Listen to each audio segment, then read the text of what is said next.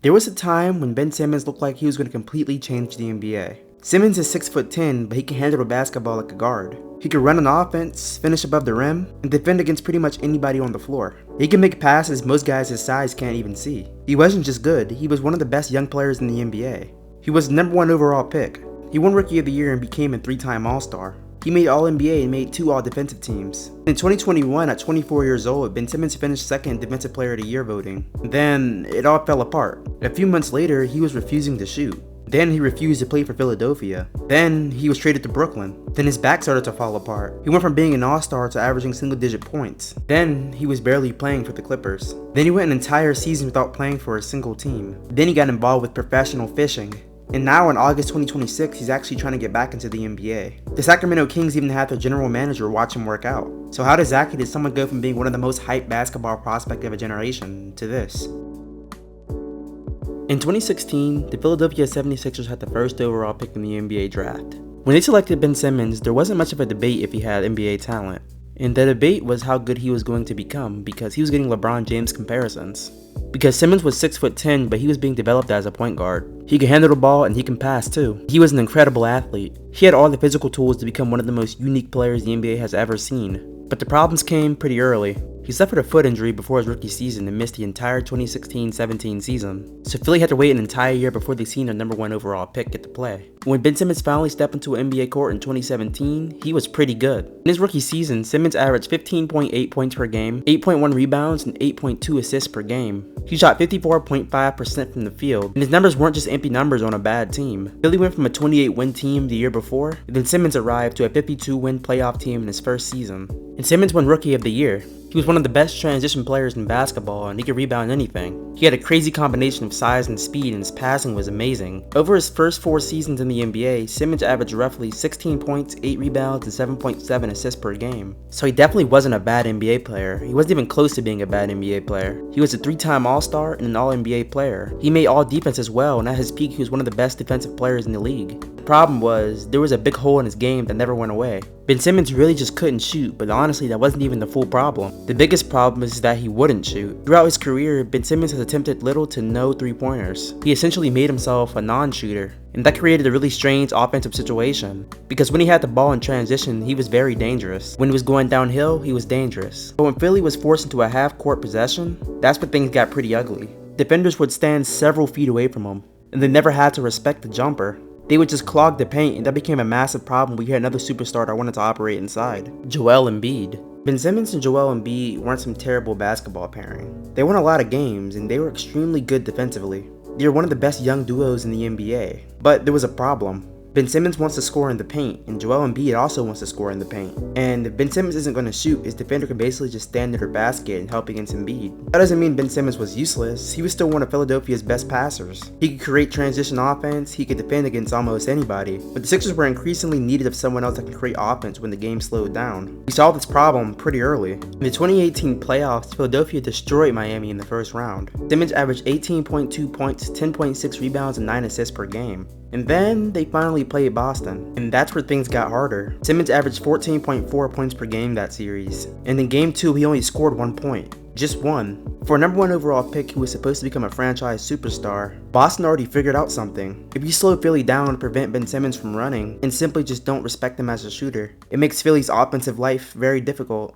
But this wasn't the end of Simmons. He was still extremely young and still extremely talented. But Ben Simmons kept improving. In the 2018-19 season, he averaged 16.9 points, 8.8 rebounds, and 7.7 assists per game. He had another All-Star appearance. Then in the 19-20 season, he averaged 16.4 points, 7.8 rebounds, and 8 assists per game.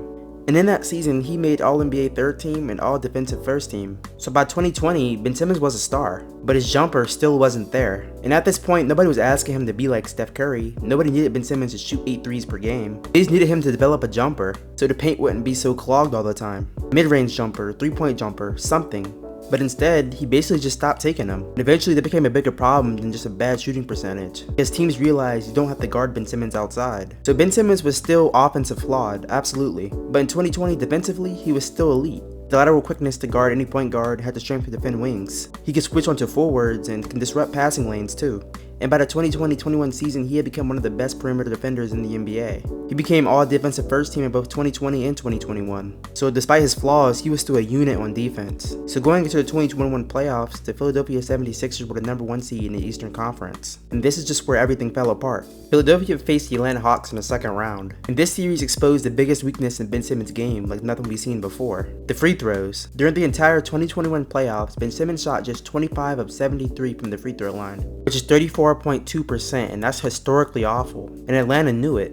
So they began to hack Ben Simmons, put him on the free throw line and make him prove that he can punish them. And he simply couldn't, because here's the problem that became much bigger than missing free throws, because eventually, Ben Simmons just stopped wanting the ball. We don't know what was going on in Ben Simmons' head throughout the series, but what it looked like was his confidence was completely gone. In 5 of the 7 games against Atlanta, Ben Simmons attempted 0 shots in the fourth quarter. He wasn't even trying to score, and ESPN noted that Ben Simmons is historically poor at the free throw line during the series, and his lack of aggression became increasingly glaring. And then came Game 7. Philly and Atlanta were tied up during a deciding Game 7. The Sixers were the #1 seed, and their season was on the line.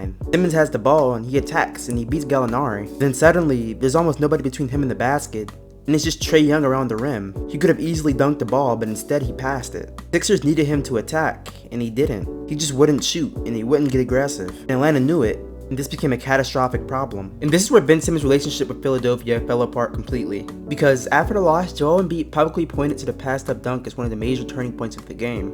Then, Doc Rivers was asked if Simmons could be the point guard on a championship team, and his answer was, "I don't know." And for Simmons, this was basically the final straw, because he requested a trade that offseason. He eventually returned back to Philadelphia, but the situation just kept getting worse. He was suspended after refusing to participate properly in practice. Then later, he cited that mental health concerns were the main reason he wasn't ready to play.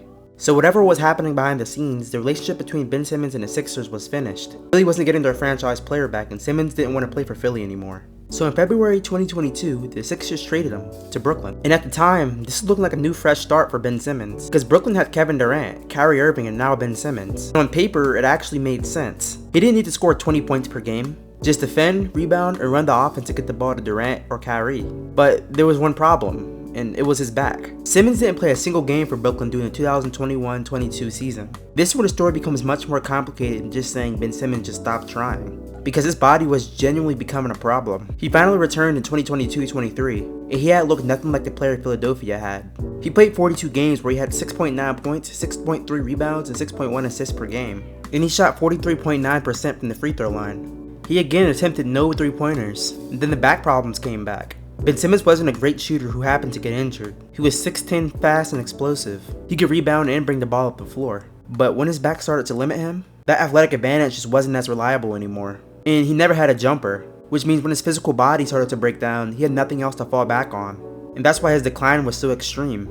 In 2023-24, Simmons played only 15 games, averaging 6.1 points, 7.9 rebounds, and 5.7 assists per game. And then he had another back injury, which ruined his season. So the player that Ben Simmons was looked like it was never coming back. And then his $177 million contract became a problem.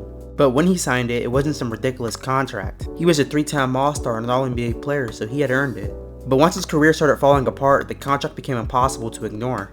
A former All-Star was making superstar money, while barely playing. And eventually Brooklyn bought out his contract in 2025. So the player that once looked like the NBA's future superstar was now trying to find a team willing to give him another chance. February 2025, Ben Simmons joined the Los Angeles Clippers. And this wasn't about becoming a star anymore. He just needed to prove that he could still help an NBA team. But instead, with 16.4 minutes per game, he averaged only 2.9 points, 3.8 rebounds, and 3.1 assists. And again, had no 3-point attempts. And then, in the playoffs, his role became even smaller. He appeared in 5 games and only averaged 0.8 points and 8.4 minutes per game, which is pretty terrible with 8.4 minutes per game. So at this point, we're no longer talking about a disappointing superstar. We're talking about a guy that's just barely fighting to stay in NBA rotation. And after the 2024-25 NBA season, Simmons didn't sign anywhere. He missed the entire 2025-26 NBA season. He was still recovering, trying to figure out what he wanted to do next. So he got much more involved in fishing.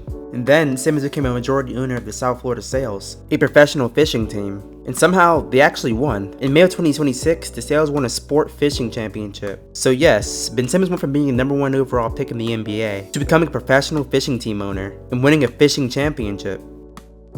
but apparently he wasn't completely finished with basketball. In August 2026, Simmons made it clear that he wanted back into the NBA. So he joined the player-led Australian national team in minicamp with no restrictions. And this time, the expectations were completely different. Nobody's expecting him to become a franchise player anymore. He was reportedly willingly to take a minimum contract, and many NBA teams have shown interest. And then Sacramento Kings showed up. The Kings general manager Scott Perry traveled to Florida to watch Simmons work out. Reports were coming out that the workout was extremely positive. Now that doesn't mean he's signed. The Kings are probably looking at him as a low-risk veteran who could potentially provide size, defense, and passing. And I think as of right now, that's a more realistic version of Ben Simmons. So how bad is Ben Simmons actually?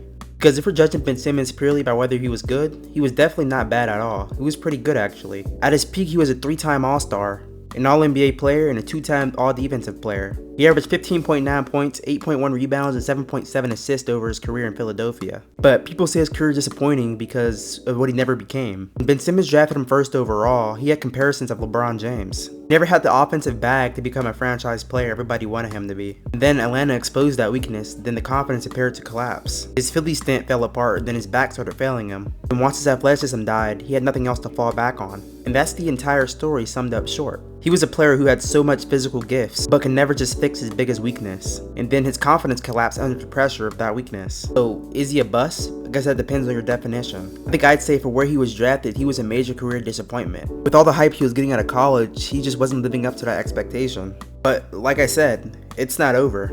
He's trying to come back at 30 years old, and what could likely be a minimum contract. So, Ben Simmons' story isn't quite finished yet. If you made it this far, I appreciate you for watching the full video. Like and subscribe for more content, and I'll see you on the next one. Peace.